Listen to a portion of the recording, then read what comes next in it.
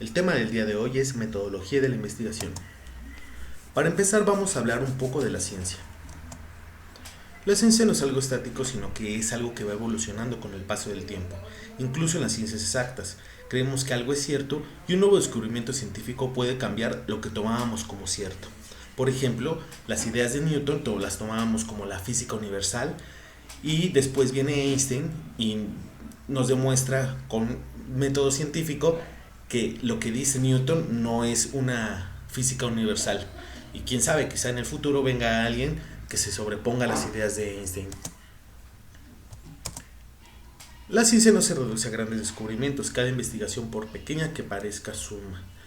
Y las investigaciones pueden hacerse en diferentes ámbitos, pasando por el académico y el profesional también.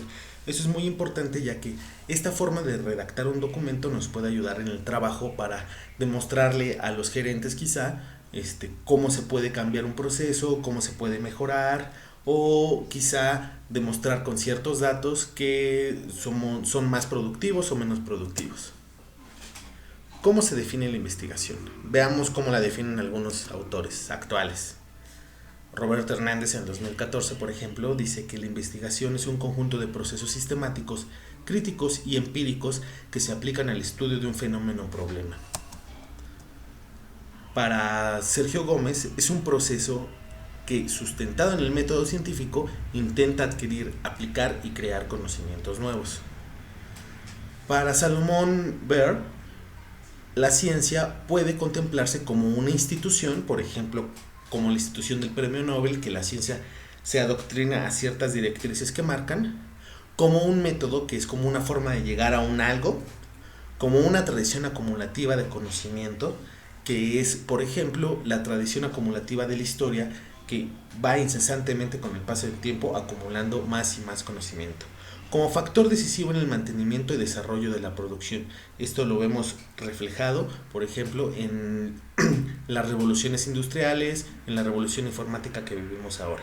Y como uno de los más influyentes factores de la modelización de creencias y las actitudes hacia el universo y el hombre. ¿A qué se refiere esto? Se refiere a que anteriormente, cuando nos queríamos explicar algo, la forma de hacerlo era a través de las divinidades. Y lo que utilizamos ahora para conocer las cosas y la verdad de los asuntos es la ciencia. Bueno, el concepto de metodología de la investigación. Esto es muy importante porque la metodología que elijamos va a ser nuestra guía y nos va a marcar la senda que nos va a llevar al objetivo. El objetivo evidentemente va a ser terminar una investigación, pero hay un objetivo específico que vamos a ir plasmando y vamos a ver cómo se plasma. Bueno, la metodología es la forma en cómo organizamos nuestras actividades y cómo ordenamos la información para lograr un objetivo preestablecido claramente, como ya lo habíamos dicho. Bueno, los enfoques de la investigación. Existen básicamente tres enfoques máximos. Uno es el cuantitativo, que hace referencia a datos duros, que pueden tratarse de diferentes maneras convencionalmente aceptadas, y una herramienta muy importante del método cuantitativo es la estadística, con la cual podemos obtener datos y hacer inferencias a partir de ellas. La otra forma es el cualitativo. El cualitativo requiere mucho más material teórico y es un enfoque que analiza a los objetos de investigación, sus formas, su historia, etcétera, ¿no? Cómo es que se van desenvolviendo esos. Lo más importante es cuál de los dos tenemos que ocupar, ¿no? Depende eso mucho de la investigación que vayamos a tomar. La verdad, la mayoría de las investigaciones en este tiempo son mixtas, toman muchas partes cualitativas y muchas partes cuantitativas.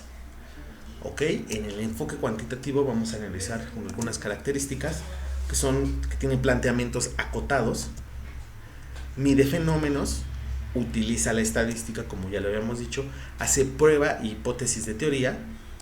En el proceso es un proceso deductivo, secuencial y probatorio. Analiza la realidad objetiva. ¿A qué se refiere con que analiza la verdad objetiva? Es, por ejemplo, cuando hacemos estadística y obtenemos información de la gente, esa la intentamos plasmar y empezamos a hacer una deducción y empezamos a probar teorías.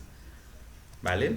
¿Qué se puede hacer con esto y cuáles son los beneficios? La generalización de resultados y ¿Qué más? El control sobre los fenómenos, la precisión en los datos que tenemos gracias a las matemáticas y la réplica. La réplica se refiere a que si hacemos algo aquí y lo hacemos en China y lo hacemos en París y lo hacemos donde sea, se va a poder replicar este fenómeno. ¿Ok? El enfoque cualitativo. Bueno, tiene planteamientos más abiertos que van enfocándose. Se conduce básicamente en ambientes naturales y los significados se extraen de los datos. No se fundamenta en la estadística, se fundamenta más bien en las teorías, en la observación. Esto es más para las ciencias sociales. Es inductivo, es recurrente, analiza múltiples realidades subjetivas. ¿A qué se refiere con esto? Por ejemplo, en las ciencias sociales lo que sucede es que puede haber un fenómeno y hay diferentes científicos que lo ven desde su perspectiva. Aunque vean el mismo fenómeno, están viendo cosas diferentes que lo que ve el otro. Esto sucede básicamente en las ciencias sociales. Este enfoque es más para las ciencias sociales en realidad. Los beneficios es que tiene profundidad de significados, una gran amplitud, riqueza interpretativa y contextualización del fenómeno. Eso es algo muy importante y más en las ciencias sociales, como les decía. Las etapas de la investigación. Bueno, ¿qué es lo que se tiene que hacer para hacer una investigación? Lo primero es crear un protocolo de investigación. ¿Cómo se crea un protocolo de investigación? Bueno, pues el primer paso es el problema de investigación. ¿Qué es lo que nos atañe? ¿Qué es la duda que tenemos y queremos solucionar a través de la investigación? Lo siguiente es objetivos. Bueno, los objetivos se van a lograr a través de ciertas preguntas de investigación que nos van a llevar a el objetivo claro que vamos a solucionar con la investigación. En la segunda parte del curso vamos a ver cómo es que se redactan todos estos porque tienen una forma muy específica de redactarse. La justificación es para qué vamos a hacer la investigación. O sea, si tiene cierta pertinencia para algo específico. La hipótesis es una redacción que se hace de manera afirmativa y es una relación de causalidad. Si pasa algo, entonces pasa lo otro. Si tiro un vaso de agua, entonces después voy a tener que limpiar. Delimitación. Las delimitaciones, ¿qué son? Pues las delimitaciones son, voy a hablar de un tema, pero voy a hablar hasta aquí, de aquí a acá, por ejemplo, en el tiempo de 1994 al 2004, por ejemplo. O voy a hablar de este fenómeno, pero solo en México o en la Ciudad de México. La verdad, las investigaciones son muy delimitadas, muy acotadas porque es muy difícil ver el todo. El método de investigación a aplicar lo vamos a ver en las siguientes slides. Y la identificación de las variables dependientes e independientes. ¿A qué se refiere con esto? A que hay como lo dice la hipótesis, hay una relación de causalidad, causa-efecto, entonces hay una variable que hace que la otra se mueva. Entonces, una depende de la otra. Una es la independiente y la otra es la dependiente. Bueno, ¿y qué sigue para hacer la tesis?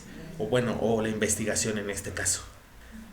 El marco teórico, que es la primera parte. Tenemos el protocolo, que el protocolo es como el inicio y vamos de hecho a cuáles son las partes, ¿no? La primera parte es el marco teórico y en el marco teórico se ponen todas las teorías en las cuales se sustenta la investigación. Aquí yo puse una imagen de Sigmund Freud, de Jung, que habla específicamente de psicología, pero bueno, cada rama de la ciencia tiene sus diferentes teoristas, ¿no?